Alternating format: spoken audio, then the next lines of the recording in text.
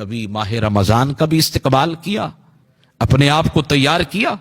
صحابہ کرام کہتے ہیں جب ماہ رمضان کی آمد ہوتی میرے حضور بڑا اہتمام کرتے، حضور استقبال کرتے، میرے حضور بڑا خوش ہوتے، اور ماہ رمضان سے پہلے تو میرے حضور بڑی دعائیں کیا کرتے۔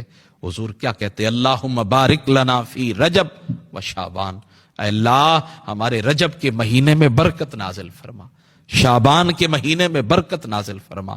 اور پھر بڑے ہی انوکھے انداز میں، من میں اتر جانے والے لب و لہجے میں حضور کہا کرتے اللہم بلغنا رمضان، مولا تو ہی جانتا ہے کون کتنا سانسیں لے کر آیا ہے، کتنے لمحے باقی ہیں، کتنی مہلت باقی ہے، نہیں پتہ نہیں ماہ رمضان کی گھڑیاں نصیب ہوں گی، وہ سحری کا حسین وقت، وہ افطاری کی چہل پہل، وہ تراویح کے دلکش نقوش پھر سے میسر بھی آئیں گے یا نہیں، وہ حسین انداز، وہ ماہ رمضان میں لوگوں کا ہجوم، وہ مسجدوں کی آبادی، اور پھر لوگوں کا جوک در جوک اللہ کے گھروں کو آنا، پتہ نہیں یہ نصیب ہوگا بھی یا نہیں۔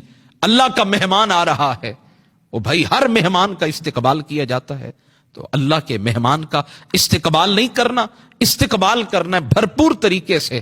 محبوب صحابہ کو اکٹھا کرتے اور پھر میرے حضور دعا کرتے تھے، یا اللہ کرم نوازی کر دے، جو لمحے تو نے دیے ہیں نا، تو آگے رمضان المبارک کا مہینہ آنے والا ہے، ہمیں رمضان کی برکتیں نصیب فرما دے۔ اور پھر صحابہ کو حضور فرمایا کرتے، تم ماہ رمضان کا استقبال، حضور علیہ الصلوۃ والسلام صحابہ کو فرمایا کرتے، فرمایا کیا تم نے استقبال کی تیاریاں کی ہیں، یا پھر وہ آنے والا تمہارا استقبال کرے گا؟ تو حضرت عمر کہنے لگے بندہ نواز بتائیں تو صحیح، آخر کیا معاملہ ہے، کیا وحی آ رہی ہے؟ حضور فرماتے نہیں۔ یا رسول اللہ کیا کسی دشمن کے ساتھ جنگ لڑنی ہے؟ حضور فرماتے نہیں۔ تو حضور بتائیں نا کیا ہو گیا؟ حضور فرماتے تمہیں نہیں پتا رمضان آنے والا ہے، ماہ رمضان آنے والا ہے، حضور بتائیں انعام کیا ملتا ہے؟